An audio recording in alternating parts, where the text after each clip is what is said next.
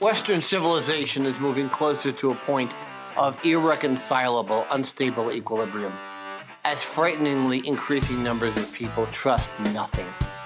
Media, academia, and especially the governments are no longer held in high esteem. Regaining trust is often impossible after betrayal. However, transparency is essential to any healing process, and that is the essence of the Don Sullivan Show. Please listen to the team explore, probe, and debate cutting-edge science, technology, and computing.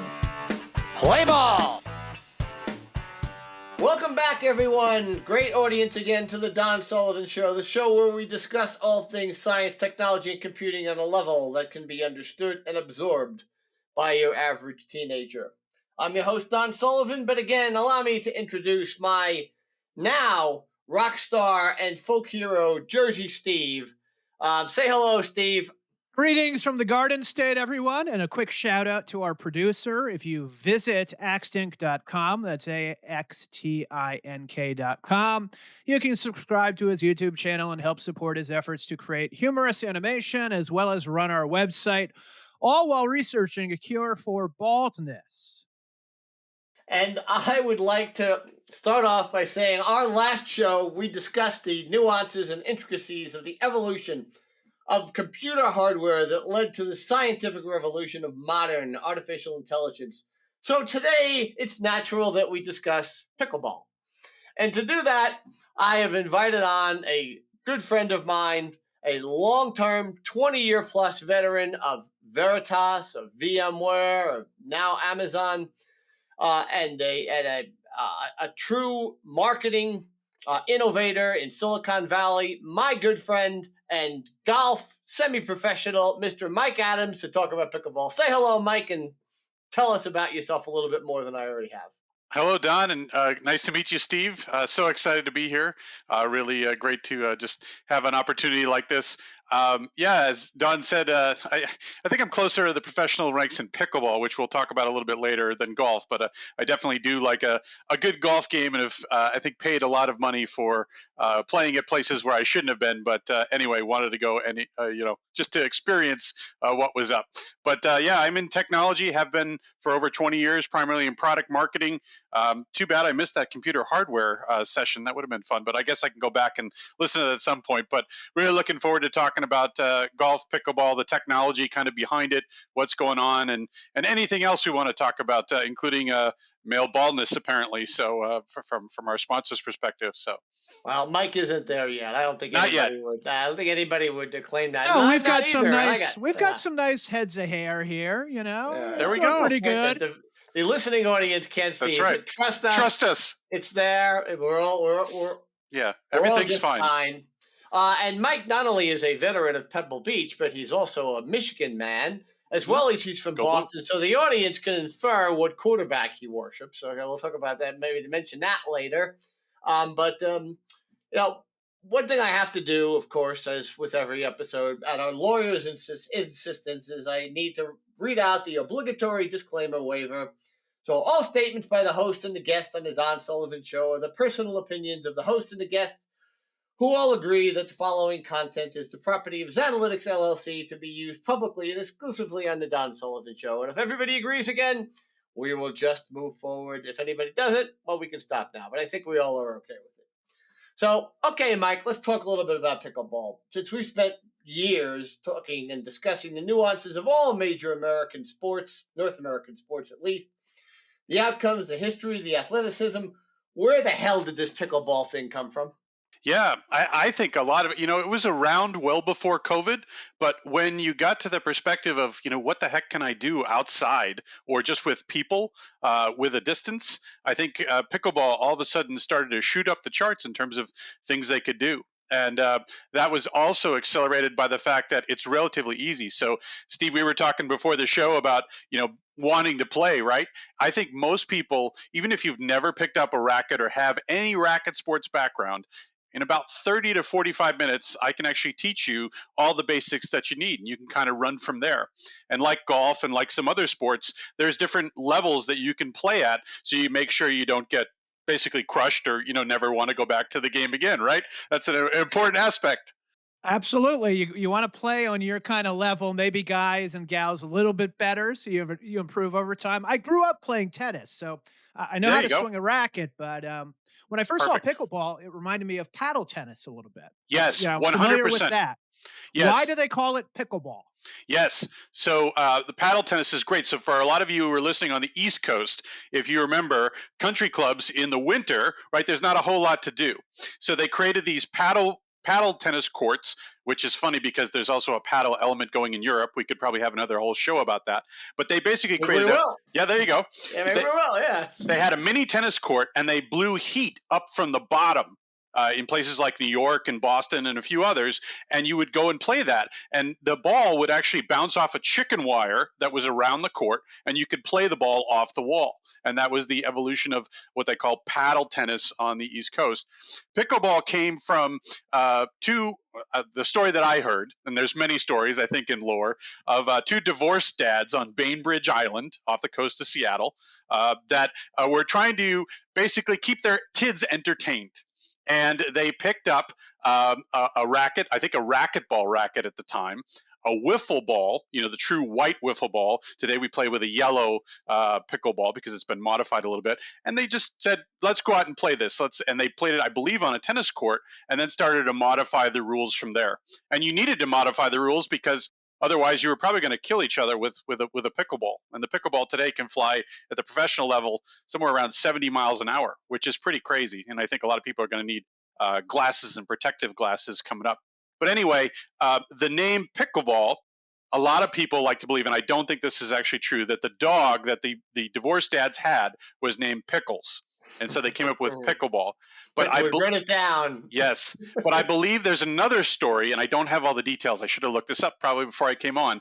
But there is a term in sculling, in boat racing, around a position known as the pickle. I can't remember exactly what that is, but that has some relation to this game pickleball as well. But either way, whatever version or story you believe, it's definitely caught on like fire. It's the fastest growing sport in America. And again, I think it goes back to, hey, it was available just after COVID broke to go outside and play.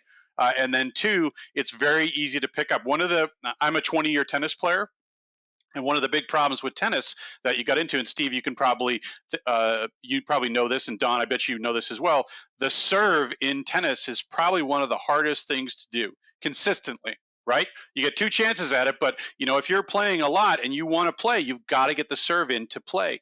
And in pickleball, you serve underhand, and it's very easy to get it started. And so that, in coordination with just a small amount of ground to cover, particularly when you play doubles, I think just sent it into a skyrocket.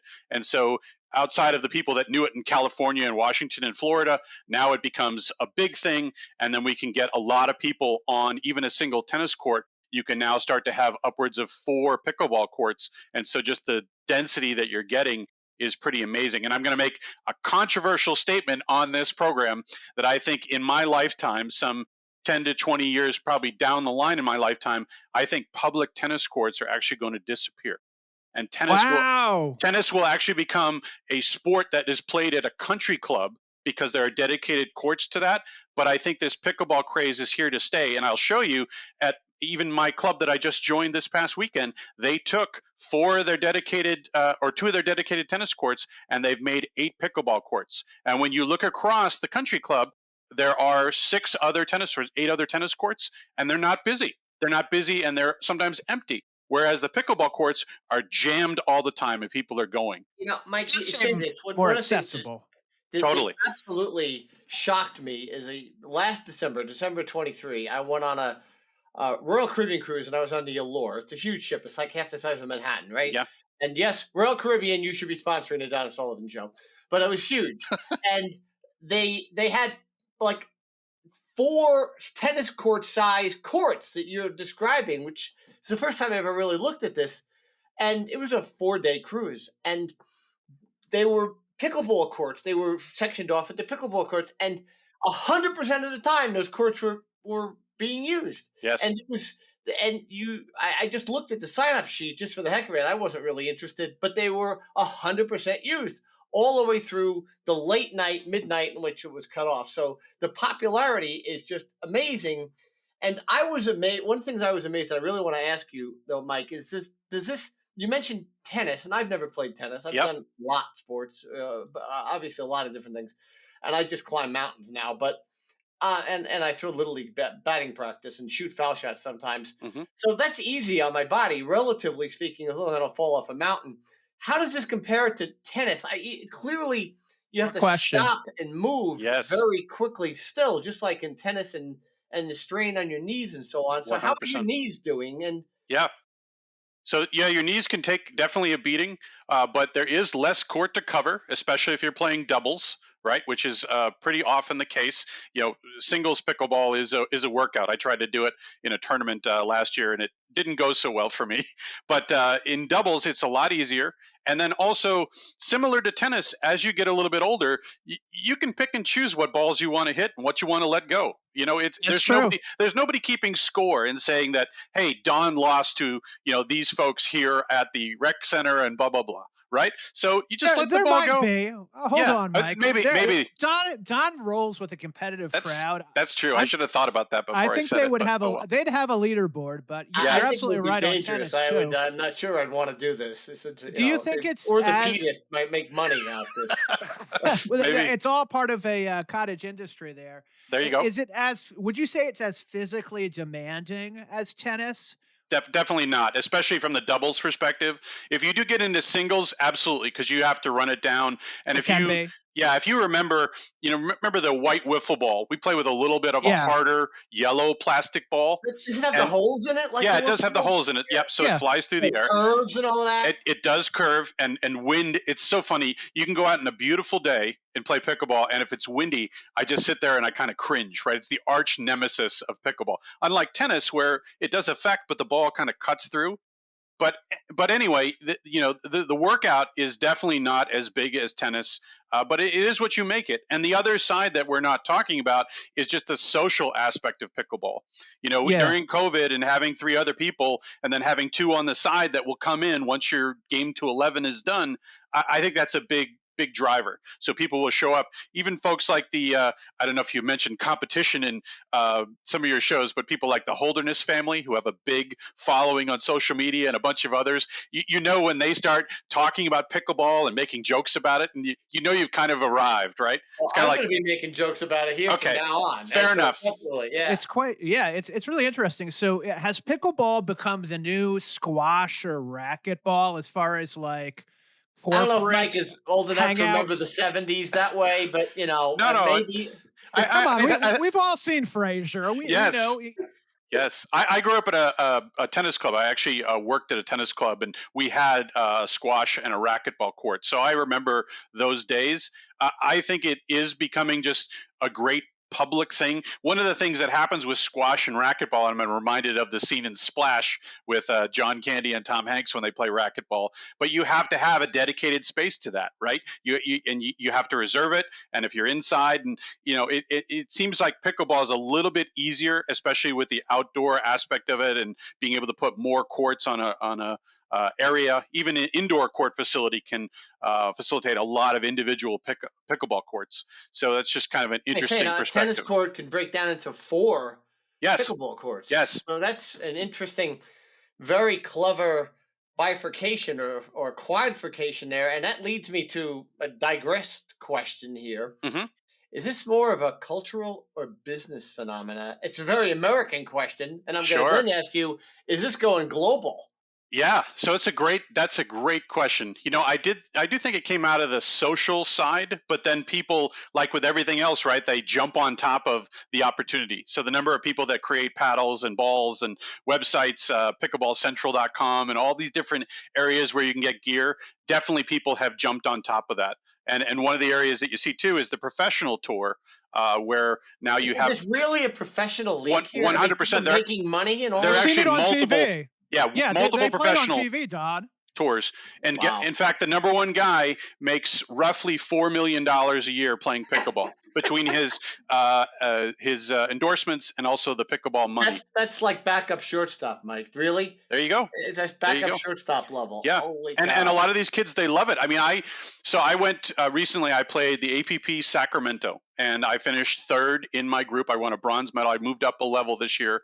I won the gold just for little street cred, I guess, not bragging, just street cred. Last year, I won the You can national. brag. That's okay. Okay. I brag in the Don Yeah. Sullivan. We're saying we're going to be doing shows from the top of Kilimanjaro and the bottom of the Grand Canyon. So brag away, my friend. Now, Fantastic. Mike, So if you want to call somebody out, you feel free. If there's a competitor, I got it. feel free. No worries. No worries. I was just going to set up that last year I won the national championships for 4.5 men's 40 and over. So whoop-de-doo, right? But hey, it was something, and I won a couple of other medals. This year I moved up a level and now won a bronze medal the first time out in that new level. It's got a little bit of a European soccer model to it as well. You move up levels when you get better. Huh? You should. I think there's a lot of sandbagging that goes on, but you definitely should move up. So I think it has both the social side and the business side. And then also there are international pockets that are really big. So you have a big following, I know, in Vietnam. You have a big following in Canada. There are a lot of followings in other countries as well. But in Europe, in particular, this new sport, paddle, or the Spanish called padel, has come out. And Steve, getting back to your point much earlier, the platform tennis, it's exactly the same as that, although it looks like it's inside of a hockey penalty box or a hockey rink. And you got to go on and see this online. Watch these guys that jump around because you can actually play the ball off the wall. So in pickleball, once the ball goes by you, hits the fence, whatever, hits your paddle, it doesn't go over the net, you're done. In paddle, the ball can come over, go past you, hit the wall, and as long as you don't let it bounce a second time, you can hit it off the wall. Like racquetball. Totally. But imagine imagine being inside an NFL or an NHL stadium or a block of ice with the glass, and you're playing off of that. It's amazing. And these guys, they're so athletic that they can go out the entrance door and they play outside of that and will hit it over the top of the enclosure itself. And so this is no holds barred. Know how to play. And know how to play that's pretty cool. What happened to good old fashioned badminton? My mom would take 30 minutes setting it up. We'd play it as kids for like 5 seconds. Yeah. It's still there. It's still, in fact, my pickleball court our club has badminton next to it.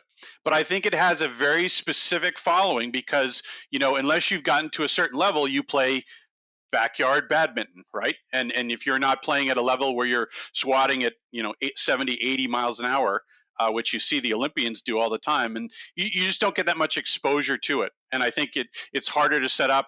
People just don't have the right gear. They just don't have the right people that know how to play it. I guess that tougher. leads naturally to a different question. Is this on the way to becoming an Olympic sport too?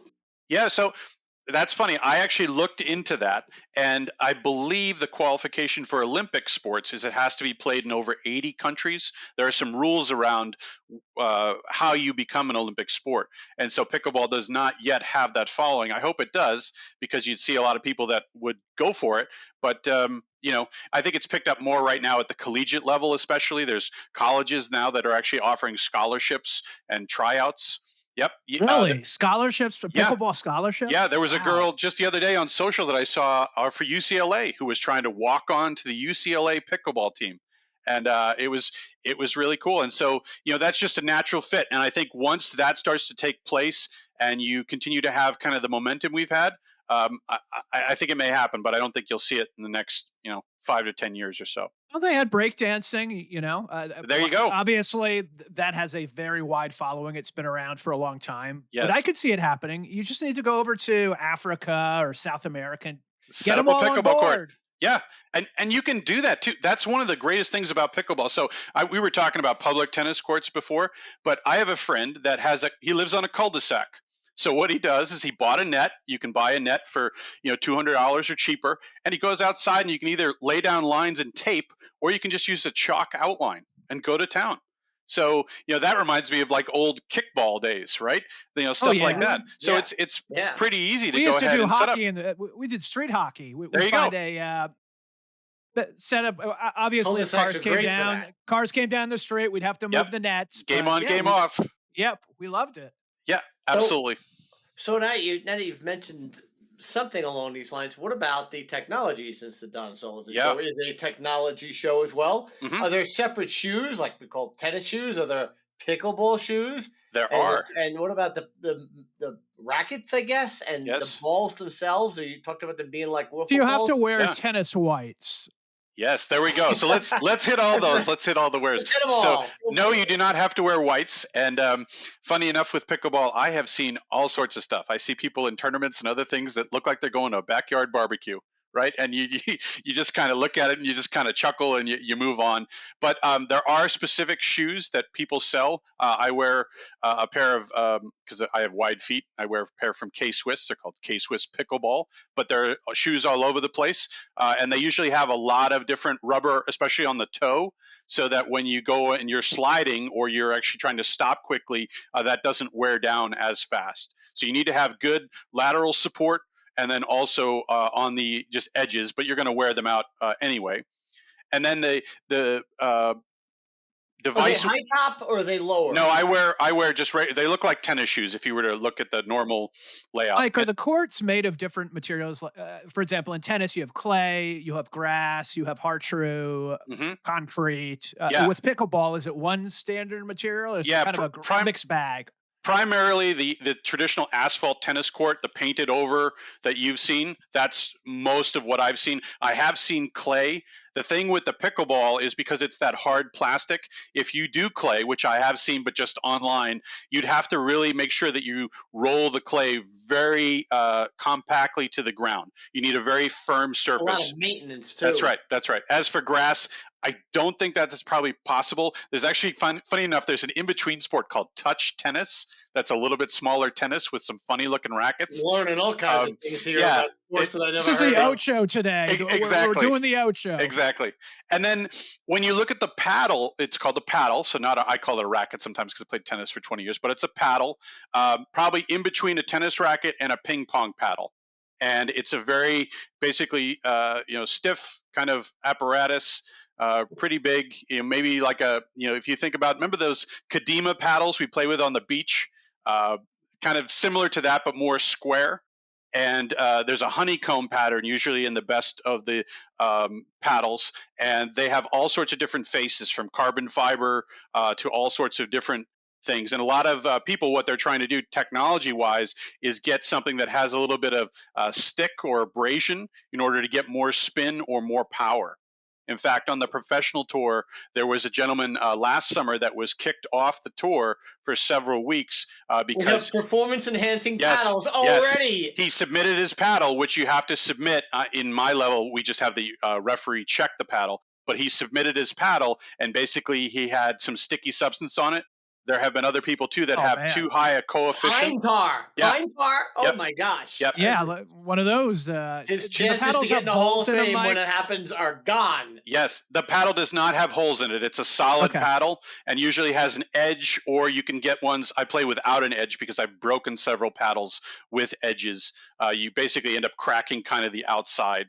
But this guy got kicked off for having a substance. And then also just recently, and my partner actually falls into this ground, the USA Pickleball, which is one of the, we have too many associations, in my opinion, we need to whittle them down. But they actually came out and said, here are a couple of paddles that are too hot to handle. They basically produce too much power. And I believe there were a list about 6.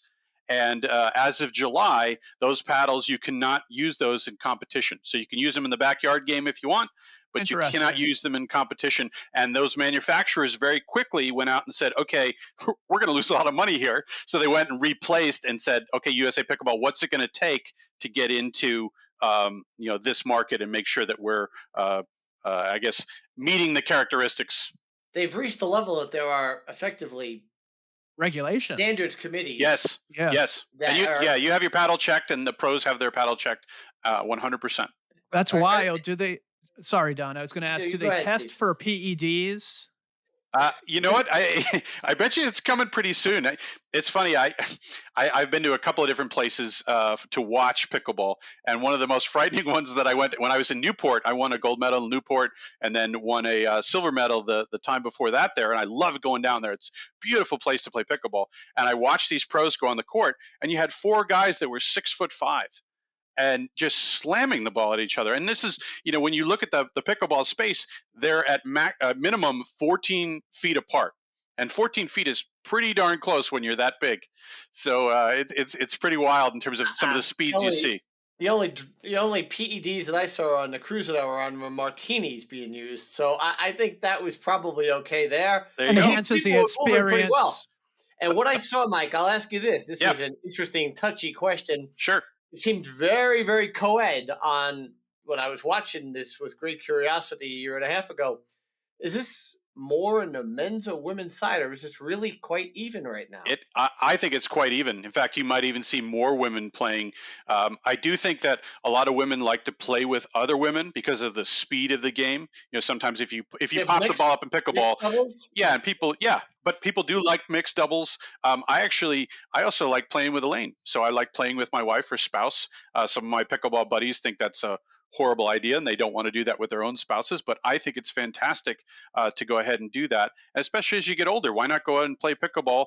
But I tell you this, avoid Bill and Brenda with the knee brace. If you're a young person and you go out to play and they've been playing for years, they're going to kick your butt. In fact, pickleball has gotten so big. Did you see the Super Bowl commercial with William Dafoe and the woman from I did. From Beetlejuice and from Home Alone, and also most notably Schitt's Creek, O'Hara. They play two younger people. Kathleen O'Hara. Yeah, they play two younger people for Michelob Ultras, and by the looks of the video, they go out and smoke them something wicked. So it's just kind of funny to see how far pickleball has come. I mean, Jamie Foxx was doing videos on pickleball last year with Barry Sanders. So there's ringers out. There's ringers out there. Just because they're old and they have a knee brace doesn't mean they won't kick your butt. That's true. That's true. You got to be careful. And with the technology that you have too, the paddles, I think it's going to come to a head where, somebody's going to get hit in the face at 80 miles an hour. And, we're going to have to seriously think about, okay, should we have the wooden bat versus the aluminum bat, type of discussion in pickleball, because you're just so close. These courts or the clubs you were mentioning, I guess they have to have special insurance at this point too. I'm sure they do. They have to have people sign waivers and blah blah blah. Everything. The lawyers get involved, like our lawyers. Yeah. Can you drop shot in pickleball? That's my favorite move playing tennis. Yes. In fact, it's a little mean, but I used to love it. Yeah, absolutely. But that actually is an integral part of the game, especially when you're playing doubles. So if you watch professional pickleball, what they do is they call it a dink. And it's where you just send it over the net. So in tennis, it's more of a devious thing where you're from the baseline, you're trying to run in, and you can do that in singles, and I can do that in doubles too. But most likely, people are going to get that. So what you do in pickleball is you kind of dink back and forth until you get an opening, until someone pops it up, and then you cream it. Right? You're dinking until you find a chance to slam it. That's right. That's right. Kind of back and forth, back and forth. I'm going to kind of feel you out. I'm going to move you around. I'm going to see what you're doing. And then all of a sudden you're going to make a mistake and boom, I'm got you. I'm going to jump on top of that ball. And whether I miss it or not, but I'm always looking for an opening. And that's one of the things about pickleball that's really interesting. If you played, tennis, Steve, that, you kind of drill the ball around and it's great. But in pickleball, you really have to be patient. You have to be patient and be like, okay, I may not have to win this right now with a really hard shot. I may need to wait for a great shot. I may get put into a bad position where then I need to go into a mode where I can attack. So sometimes you're on defense, sometimes you're on offense, and then sometimes it switches in the blink of an eye, and you've got to be ready to go at all that. And I think that's what's exciting for me. It changes very quickly, and all of a sudden, you thought you had no business winning this point, and all of a sudden you do, and vice versa. That's interesting. A lot of mentality that is similar to tennis, and absolutely the tactical becomes the strategic for longer volleys, particularly if you're not hitting a 120 mile an hour serve that just is an ace. Yep. And some of those longer volleys are those become the most historic, right? At least in tennis. So we'll see. Absolutely. Where this goes. Yes, I agree. Yeah. In preparation for this episode of the Don Sullivan Show, because the audience knows how prepared I always am, I would like to talk about injuries for a second. And sure. One story I read that I think might be apocryphal is a poor gentleman running into a net and breaking his neck at one point. Mm-hmm. I'm not sure I believe that one or not, but what are some of the injuries, the more common injuries, and what's the worst injury you've seen? Sure. So I can reach back into the depths of your bad memories. Yeah, a lot of knee stuff, a lot of hip things, I think, that come into place. The worst that I actually saw was there's a gentleman who was on the professional tennis tour that I followed. His name is Sam Querrey. You can look this up on Instagram because he's got a great following now, and I think he's really funny. We'll do that. Yeah, Querry, Sam Querrey, and he is now a professional pickleball player. And last year he was running forward. He's 6'5", so big guy. Ripped his Achilles. That's the worst thing I've seen. And like Tiger today. Gosh. Yep. Absolutely. So you see him walk forward, and then all of a sudden it rips, and he falls down. And what's been interesting on his Instagram, maybe this, because he wasn't doing, I think, as well as he thought he would on the pickleball tour. What's interesting is they've been following his rehab. But, personally me, I've worked out some issues that I've had with my arm. So I have tendonitis, worked through that, worked through a knee issue that actually turned out to be my hip. So I worked through getting sleeves off of my knees, but I wore sleeves on both my knees and my elbow. I'm now not doing that at all. And then the worst thing that happened to me in a tournament in Newport, I was charging forward for a drop shot, and I didn't get it. And I hit the net going full tilt for me, which is fast enough. Apocryphal story, right, said right. Somebody broke his neck. But right. And so from the technological perspective, when you look at the pickleball net, like a tennis net, there's a steel cable in the top that provides the tension. When you look at a tennis net, it has a pulley system or a crank system where there's a steel cable that really holds everything together, because if you were to do string or something, it wouldn't hold the ball. So I ran into that full tilt, and I looked just like, you had run at a fence full speed and then stopped and gotten hit by that, right? Or a biker, if you've been biking and just ran into a pole or something that closed a parking lot. Me when I was you went over the top, or I didn't go over the top, but I hit it hard enough that I made it a firm indentation in my basically abdomen on the side, and that mark was there for almost 2 months. I'll send you guys the picture when I'm offline. It was pretty crazy, and that's the worst thing. Thank God that's happened to me. You get hit all the time in pickleball, especially at the higher levels, so you better just deal with it. So I come home and I have welts, and my wife's like, "What the hell?" But anyway, beyond that's a lot of sports, though. Yeah, thinking out that's loud. true. Lacrosse. I mean, yes. I don't think tennis. Not so. I don't know, for whatever reason, I don't remember that ever being a big part of tennis. But you're so close. The thing is with pickleball, you're so close. You're closer. That you're gonna get hit. And actually, one of the biggest dangers is actually your partner hitting you as well. So I would think that you're close, 14 feet, like you say. 100%. If you're a big guy or a guy and a woman, bang, you're gonna knock her out. Or you don't want that. Yeah, I played with a woman I didn't know in Canada. Ball was come ripped up the middle. I was on the backhand side, so I tried to hit it, and I actually, because I was right next to her, my paddle didn't get flat enough right away, so I actually hit it, and I hit her in the face directly. And she was wearing glasses, thank God, because I don't want to know what would have actually happened. Safety glasses. Yes. Are you playing one up, one back, like in tennis when you play doubles in pickleball, or is it different? Just when you return the serve, you need to do that, because you need to let it bounce once on each side to get it going before you can hit it out of the air. So the logical way to do it, though, is to come up to the net together or to go back together. When you're spread like that, a person on the other side can basically take advantage of the diagonal space or angle. So you don't want to try to do that unless the people don't really know what they're doing or you're really fast. Oh, that's interesting. Is there an equivalent?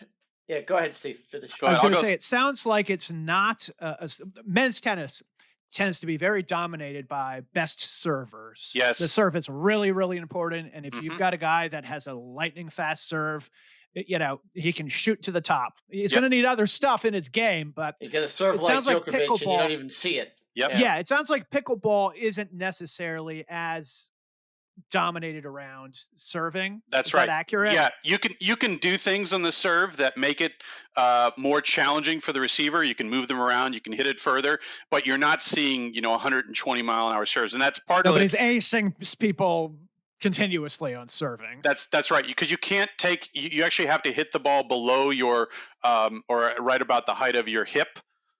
So you don't have this ability to go over the top and generate You're not allowed that type to. of power. That's right. You're allowed to. Interesting. Okay. That's right. Yeah, there are very firm rules about serving specifics. In fact, there were also some people, you should look this up, it was called the chainsaw serve. And what some people would do was they would spin the ball out of their hand and then spin it with their racket.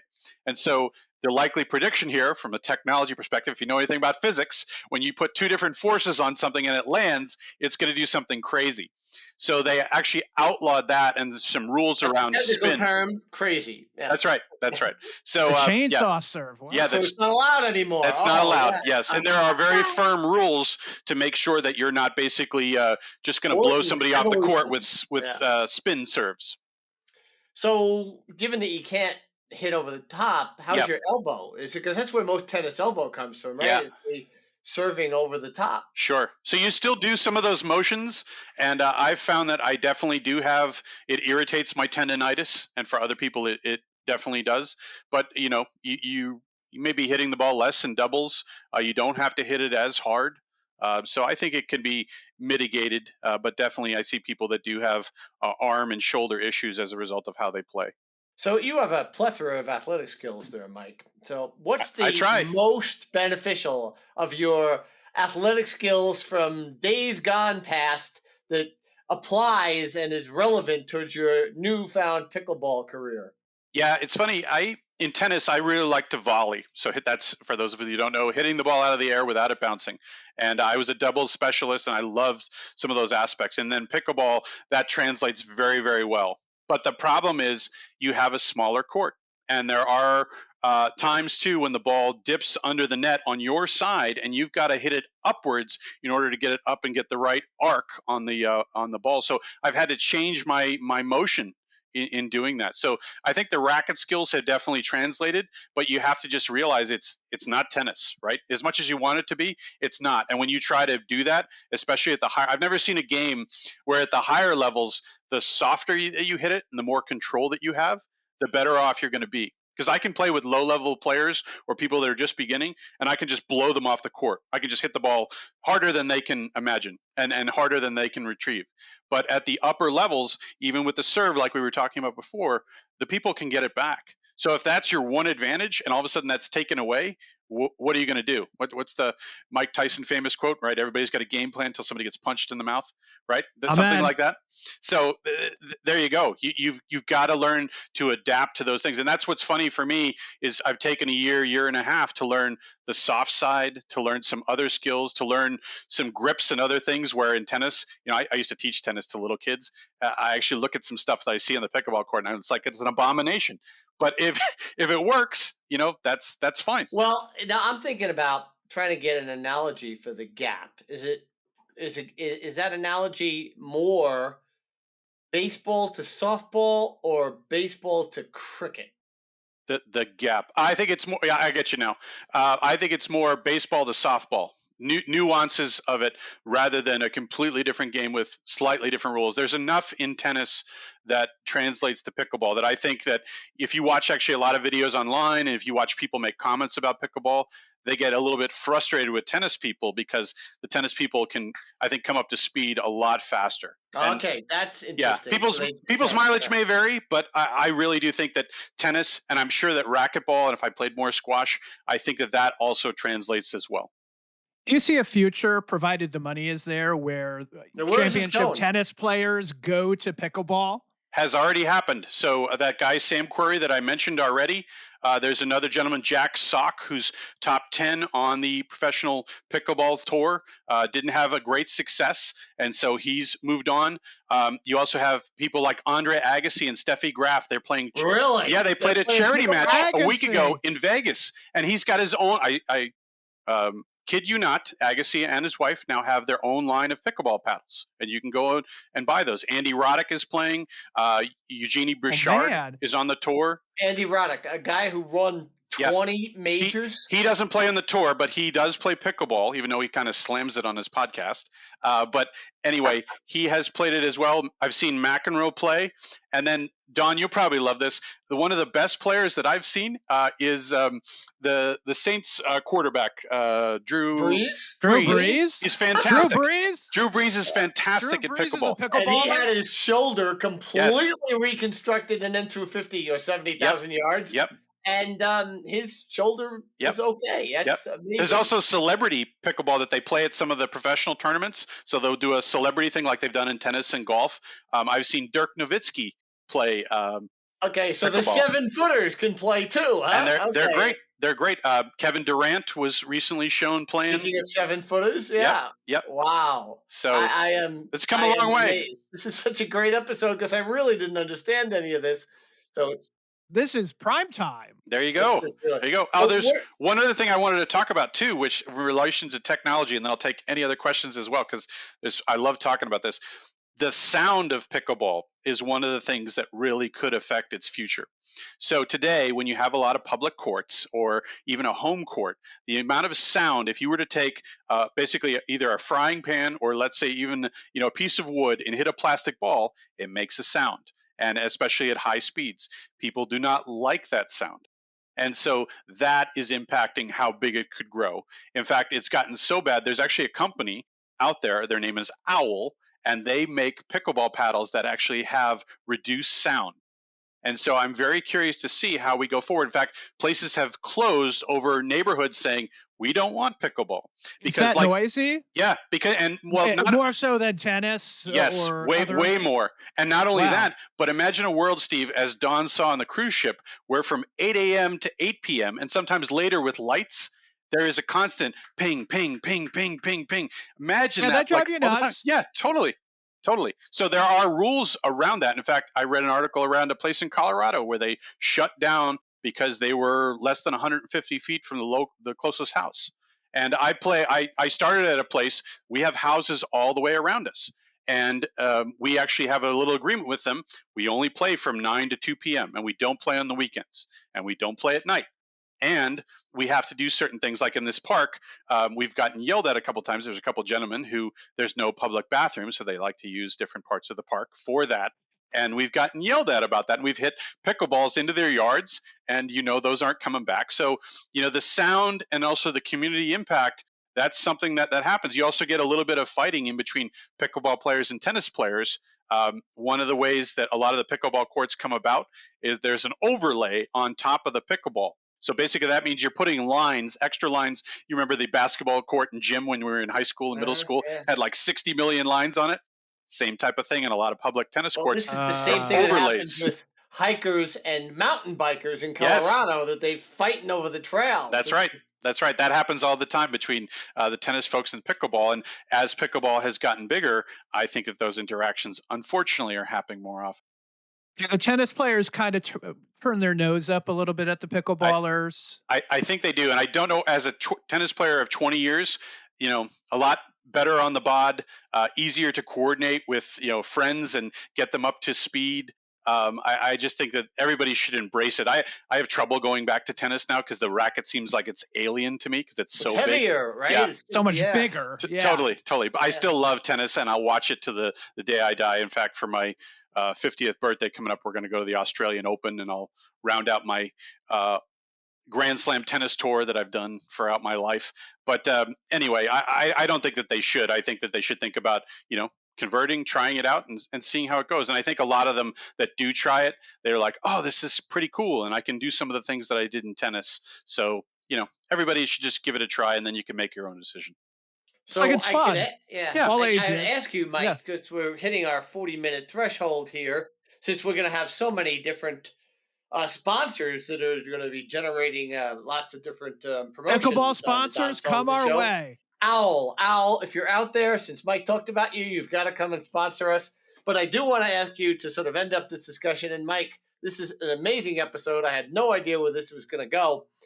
But I do want to know where you think pickleball is going to go in the relatively near future. Is it investable in terms of leagues and other things? Absolutely. I think the investment side is just getting started. You actually have, if you remember right now, you go bowling back in the day, you just go to this kind of grungy bowling hall and it was kind of funky and it was fine. I went to the Phil Rizzuto and Yogi Berra bowling alley there you go. all the time. They always had good French fries. There you go. But what did they do? What has bowling done since then, right? There's a lot of places that do a really nice bowling alley and they have really nice food and some other kind of gimmick or, karaoke or something high end, right? They're maybe more high end. So pickleball is doing the same type of thing. They Kind of have like a a place. Top Golf type of Totally. thing. Top Golf. There's a place called Chicken and Pickle. There's a number of other ones that are out there. There's Pickleball Kingdom and a few others. And they're creating a restaurant. They have drinks. They create an atmosphere. And then they have pickleball. And I think that those types of places are the wave of the future. They're already out there today. They're capturing demand. And so they charge some nominal amount, but they're making more money off the food and beverage. So that Top Golf model is Top big. model. Yep. And I think Yeah, no, more makes perfect professionals. sense. Yeah, more professionals are going to come online. You've got more people coming out through college. So I think that the game is just going to continue This is exponential amazing. growth and be capitalized on. Steve, I'm so glad we did this episode, and we're Me going to have too. to get back to Mike. And Mike, there's lots of other things you can talk about other Sure. than pickleball, but obviously, and we'll have you on to discuss some golf technology, I hope, in the relatively near future. Please do. Is there anything we've missed here? Because quite honestly, I came out to this not knowing much at all. Yeah, I And think we were kind of blind. Yeah, I think we hit a lot of it. So I think the just remainder is for the listeners and you guys, go out and try it and see what you think. And then we can have a episode later on and talk about experience and talk about all that. And if you guys need a lesson, I'm happy to come out and do that as well. That's an Don, invitation I was I going to might have say, to take up. On we that. should. I know we see Have each an other episode from a pickleball court, Steve. You think maybe? Yeah, we There we see go. each other a lot anyway, but maybe we should start a pickleball team. I like it. Yeah, we can do that. You're a world-class times in athlete. I grew up Vegas. playing tennis. I think we'll have to come up with a good name, but I see a solid combo here. Absolutely. Well, all right, Steve. Let's end this episode up. This has been one of the more fun episodes we've had. We're going to have more of them. Mike's going to be back on with us, I hope, many more times. Steve, Absolutely. you want to say goodbye to everybody here?